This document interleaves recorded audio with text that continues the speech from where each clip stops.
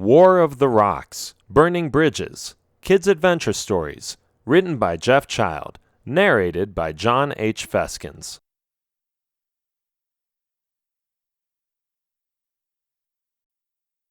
Introduction. The somewhat large village is situated on mountain tops, connected by bridges and the citizens who take care of each other. But corruption is present in the Mendi mountain town. Some politicians disagree about certain valuable objects and the distribution of wealth and lands. Will the main character be able to lead an army against these greedy exploiters, or will he give up and run? Find out by reading more about a hero, an army, and a town divided by avarice.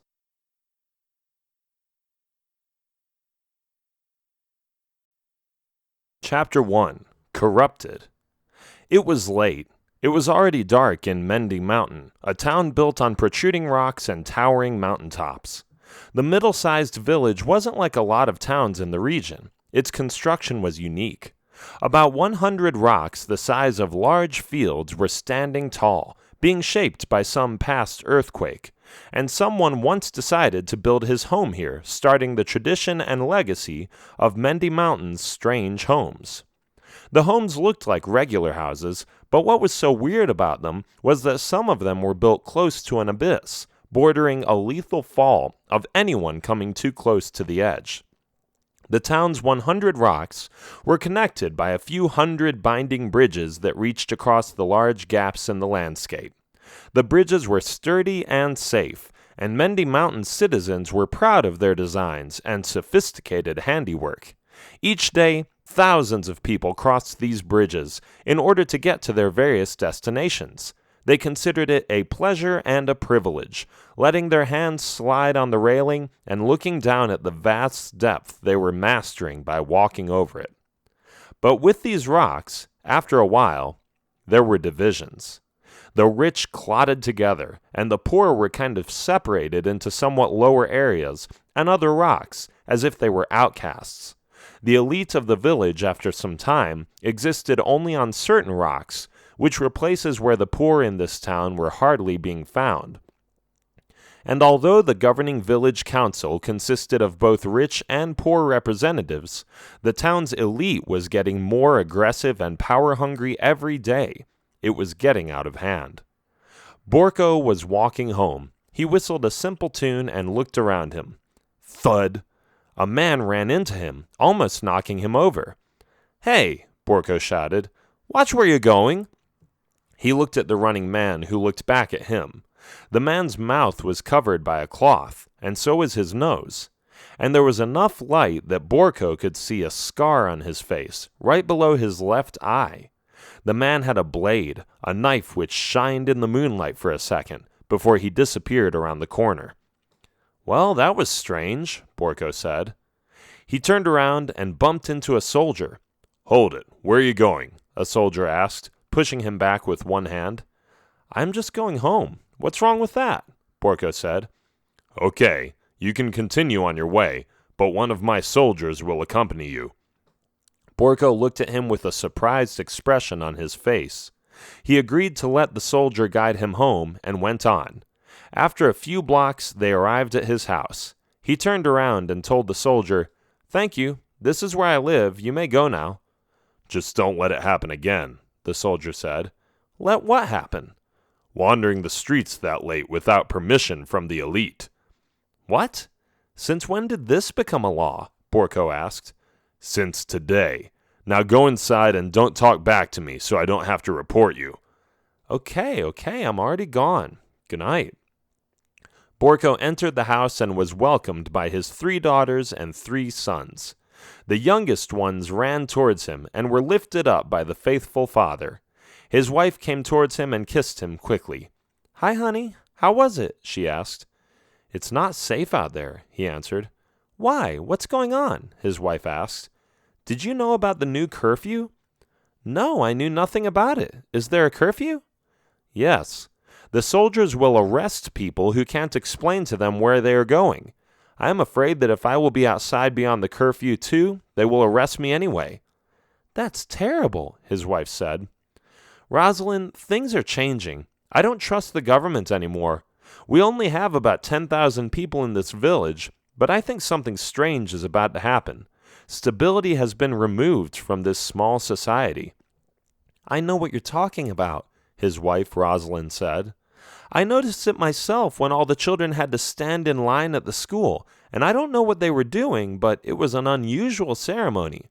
And when I came home, they asked me for my identification card. Can you believe that? I don't carry an identification card around. It's at home. Soldiers are roaming the streets every day, as if some authority is trying to enforce stricter rules." "I know. Let's hope it won't come down to a rebellion or a war or something," Borko said. "I am not going to count on things getting better. I don't want to get my hopes up." "I understand." "Dad, I made a drawing and it looks like you," one of his daughters suddenly said. "Oh, show me, I want to see it," he said, winking at his wife as if to say that they would continue this conversation later. It was a dark night indeed, a lonely, quiet, dark night with a mischievous individual who had no conscience. It was one of the elite, and his name remained unknown. But his deed didn't, his evil act of cowardice, something that would trigger more disastrous events. The man was covered in black clothes, and his face was covered. He didn't have to go far. Being an elite citizen made him eligible to this part of town anyway. He found himself on the rock with the least homes in the village, since that was where the orders and rules came from. From one street corner to another, he tiptoed past the wandering guards and hid in the shadows of the homes next to the government building. There he would find his mission.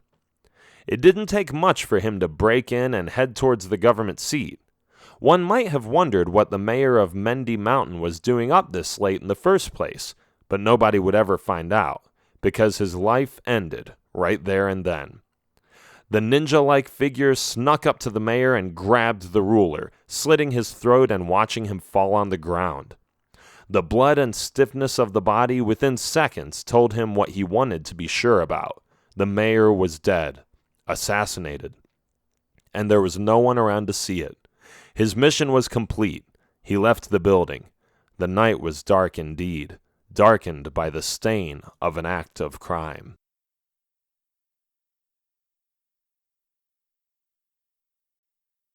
Chapter 2. Political Discussions. There they were, arguing about little changes in the law. Half of them were elite members. The others were considered lower class by the general population, and there were none that would budge. They all had their opinions. About 20 representatives of the people of Mendy Mountain were gathered in the village hall, the very building the mayor had been stabbed in the previous night. However, nobody had entered the room it had happened in, so they continued their political discussion as usual. "It's preposterous," one of the politicians said. "Enforcing rules on the poor. How dare you?" "The poor should be ruled by the rich," one of the richer people in that room said. His name was Rufus.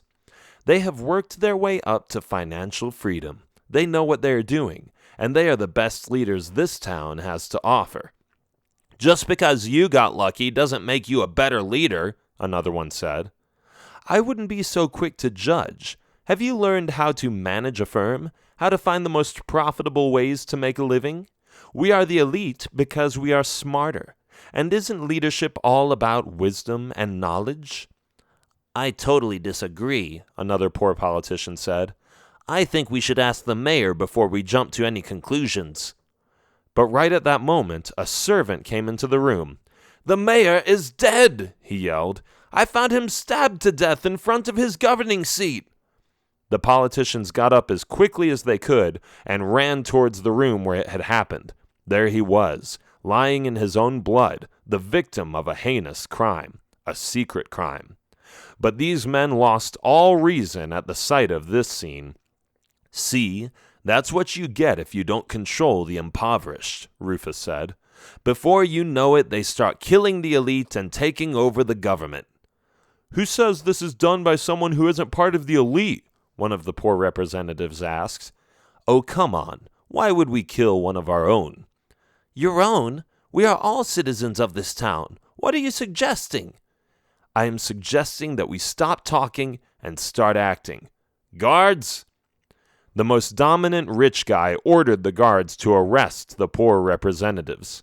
At first, the guards didn't know what to do, but when he kept yelling and insisting, they obeyed like dogs. After all, their jobs were on the line, and they were afraid. "You can't do this," the poor representative yelled. "People will rebel. They will crush you. You won't get away with this." "I already have," Rufus said. "Take them away, boys." And this was just the beginning.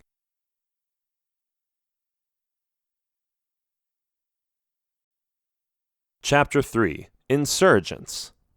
They were in bed, sleeping in. They had told the kids to just dish themselves up some breakfast, since this was Borko's day off. But their little daily sleepover got interrupted by sounds coming from the village. "What's going on, Borko?" Rosalind asked when she heard the noise. "I have no idea," Borko admitted, "but I will check it out." "Careful," Rosalind said. Borko got dressed within seconds and ran downstairs. He said hi to their 6 children and opened the front door. Some guy was running around like a lunatic, and Borko was wondering if he should take it seriously. "The mayor has been murdered," the announcer yelled. "The elite has taken over the government." "Wait, what?" Borko said, stopping him. "He is dead. The elite representatives have locked up the other ones. They require all poor citizens to come outside and stand against their homes so they can search them and identify them." "I'm not doing that," Borko said. "I am just the messenger. Suit yourself," he said, and he continued running and announcing. "If I may be so kind," Borko's neighbor said when he overheard the conversation, "I would just do what they are telling you. They are in charge, and they have most of the weapons. If you don't cooperate, you'll be thrown in jail or killed." "We'll see," Borko said.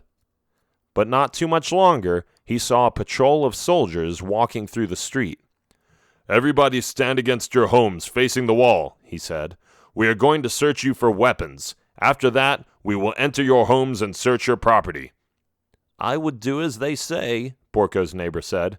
"You," one of the soldiers said, "go get your family and put them against the wall." "And what if I don't?" Borko asked. "Then we will stab you in front of your wife and children. Is that what you want?" Borko was shocked. He didn't know things had become this bad. He didn't know they would do that in front of the whole neighborhood without shame. The situation had gone terribly wrong. "Okay, fine, I will get them," Borko said. After a few minutes, he got Rosalind and the kids outside. It was humiliating, but they had no choice in the matter. Following the soldiers' command, they turned around and faced the wall.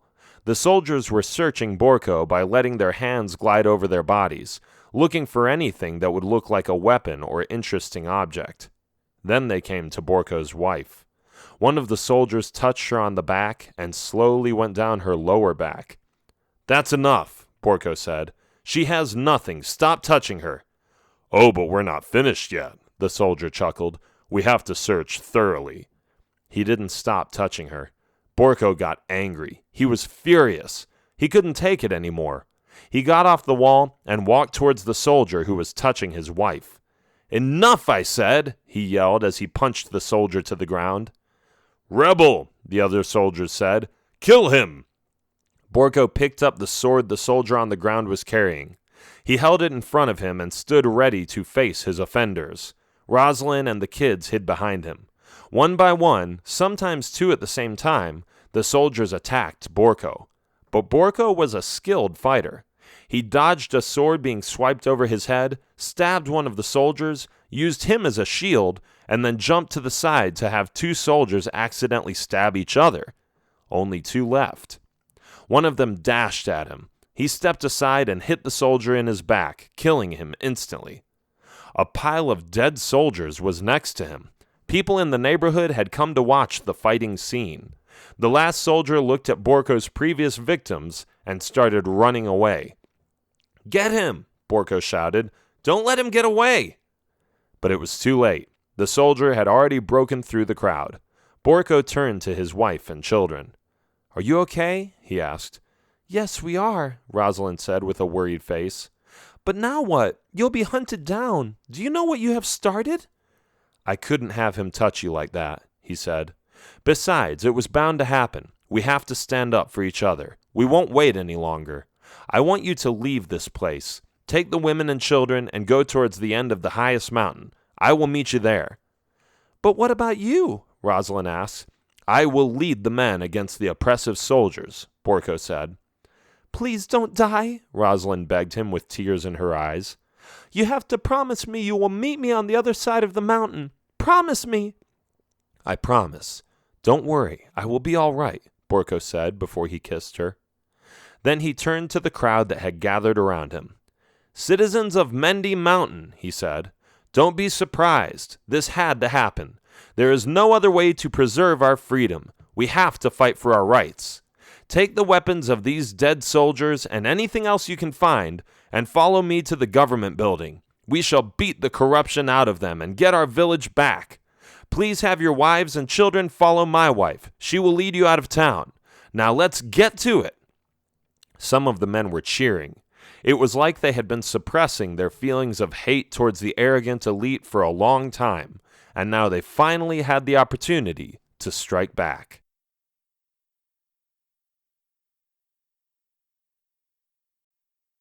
Chapter 4. Summoning Evil Creatures. "Sir! Sir! The poor people in town have conspired against us. They have formed an army and are headed this way." "Fools! They are walking towards their own deaths," Rufus said.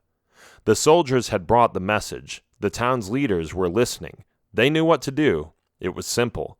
They couldn't hold back on their secrets anymore. "Go get the wizard," Rufus said. Borko gathered the people from amongst the suburbs of the poorest area of the village. The rocks that mainly consisted of the indigenous came with pitchforks, pickaxes, shovels, daggers, and even a few wooden, stone, and iron swords. But they didn't get far. They didn't know what was awaiting them at the other rocks, the rocks where the elite had gathered. The army of poor people crossed the bridge to the rock where the town's hall was located. One by one, they came to the square and assembled around the magnificent building. But then something happened they didn't expect. Out of the building, more than 100 soldiers came, armed with swords and spears, attacking the crowd. "Forward! Kick them back into their corrupted building," Borko said. A big fight happened. People were being stabbed. Bodies were being sliced. Brave citizens and soldiers fell on both sides. The death count was something to be lamented, but the poor citizens were being led to victory. Dozens of soldiers died, and the impoverished in Mendi Mountain were taking courage. That was until...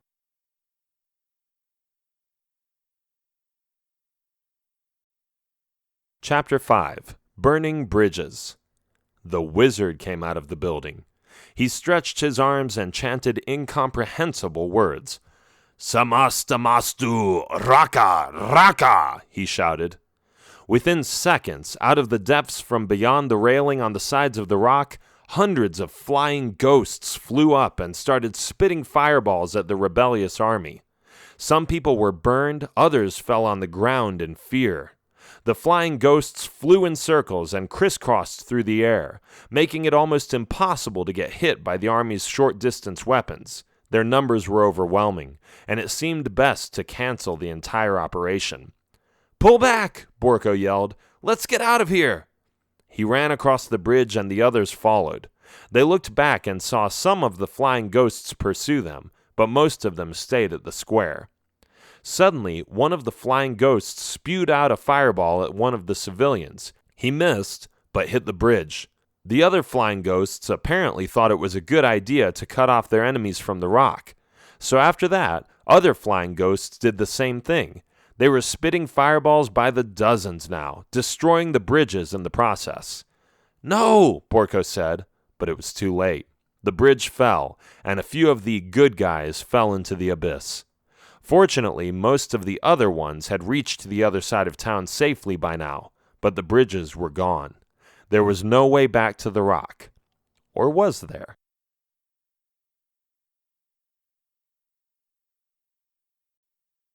Chapter 6. The Fight for Freedom. Borko and his men went into the opposite direction of where they were attacking. They walked around the mountain and met their wives and children there. Everyone was all right.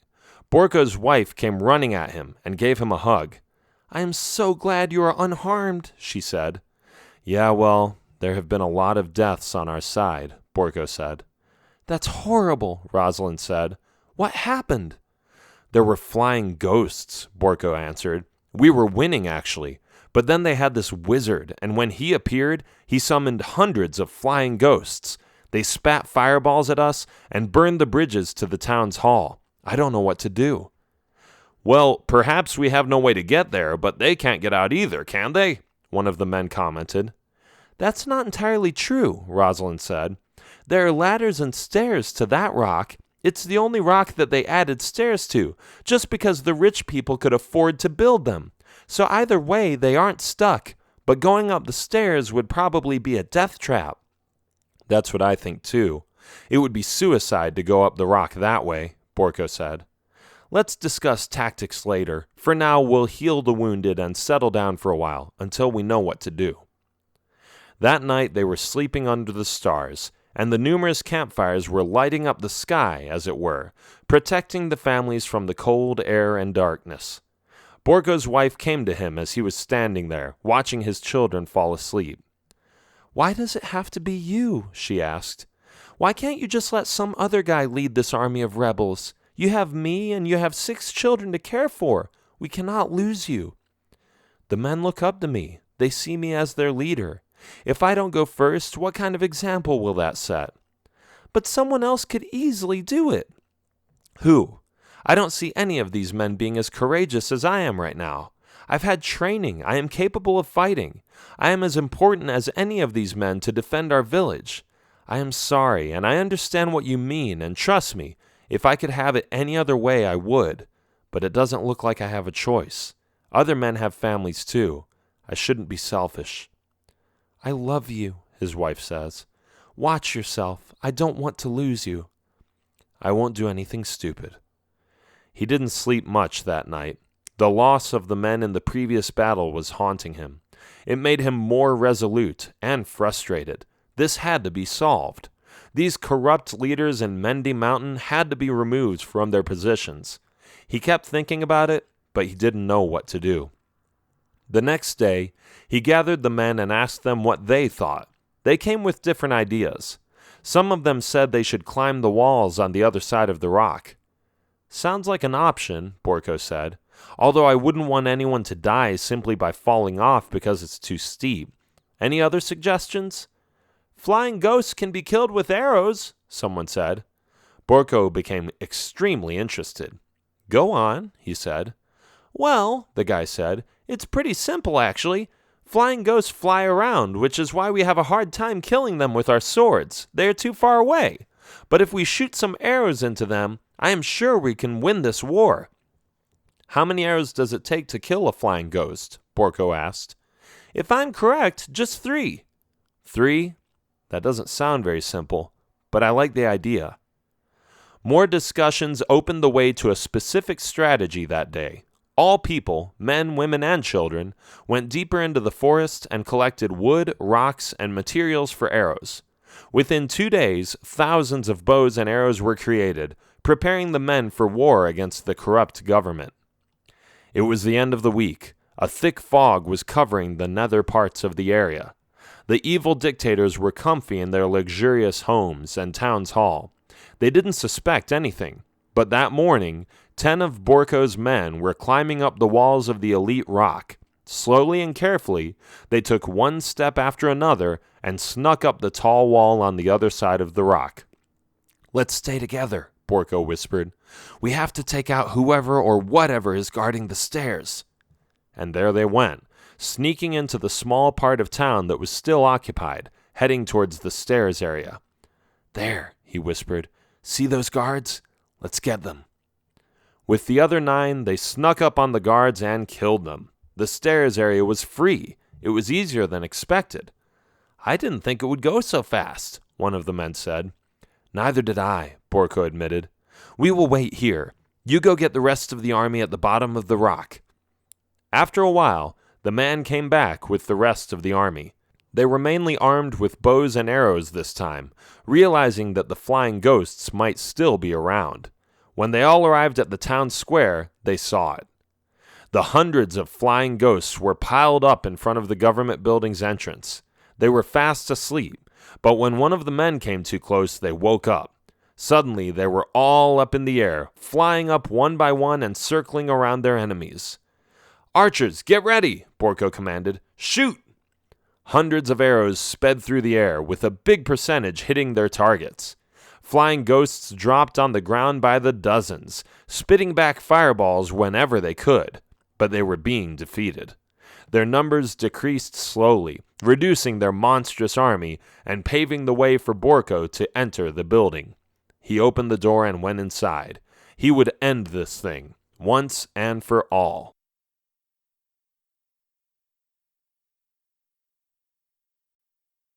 Chapter 7. Conquering.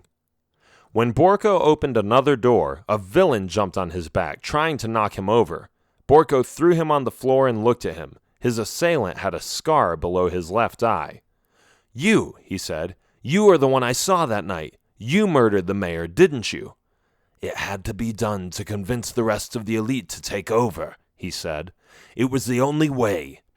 "I don't buy that," Borko said. "But if you are so stuck on getting people killed, how about you come here and show me that you can fight someone you're not sneaking up on from behind?" "I will take that challenge," the sneaky assassin said, after which he came at Borko. Borko evaded his blow and stabbed him with his sword. It was fast, it was sudden, and it was effective. He didn't say a word and just watched the murderer drop to the floor. But then he heard clapping. Clap, clap, clap. "Well done, poor guy," he heard a voice say. Borko looked the other way and stood face to face with his worst enemy, Rufus. Next to the evil leader was the dark wizard clapping with him, having a wicked smirk on his face. "Who are you?" Borko asked. "Are you the one terrorizing this town?" "I didn't terrorize anyone," Rufus said. "I just showed them who to follow. The rich are to be in charge. They have more experience and more intelligence. It's how it should be." "You're crazy," Borko said. "And you're going to die for having all my men killed." "I don't think so," Rufus said. And with those words, he signaled the wizard to get rid of me. The dark wizard was ugly. His head looked somewhat like a skull, his cape was black, and his shirt and robe were dark purple. When he came at me, he held his scepter in front of him and shot some kind of electric balls at me. I jumped over one, ducked and avoided another one, and then the third one hit me. Ouch!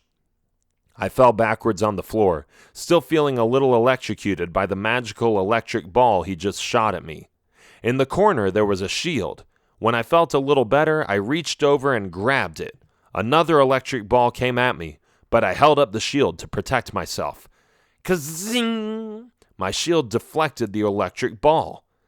Ah! What just happened? I looked over and saw Rufus being electrocuted by the ball.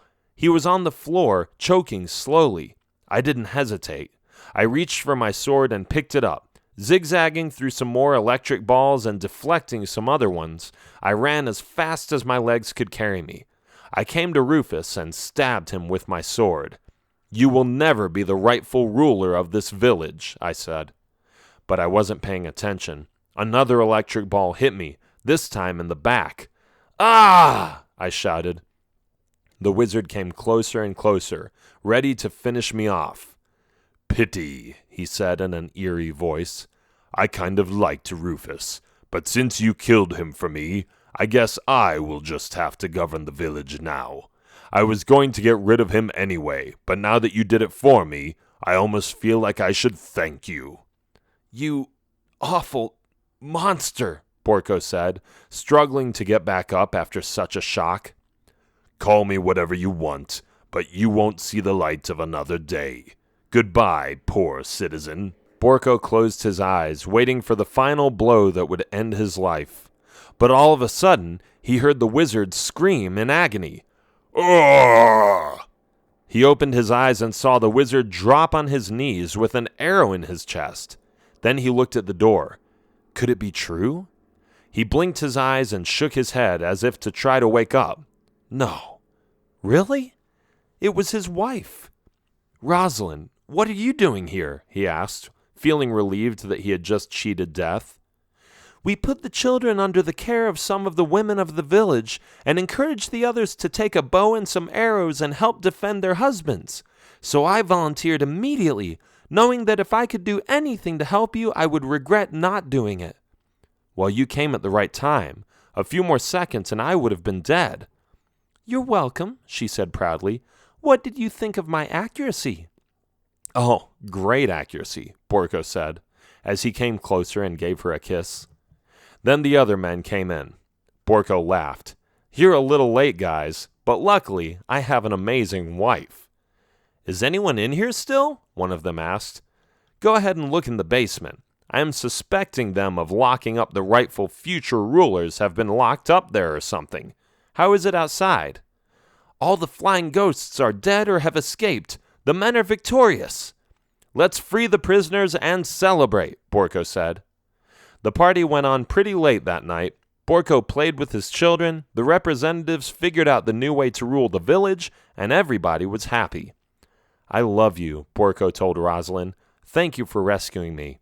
"It was the least I could do, being the wife of the bravest warrior in town." She winked at him, and he laughed. The village called Mendi Mountain was free at last. The end.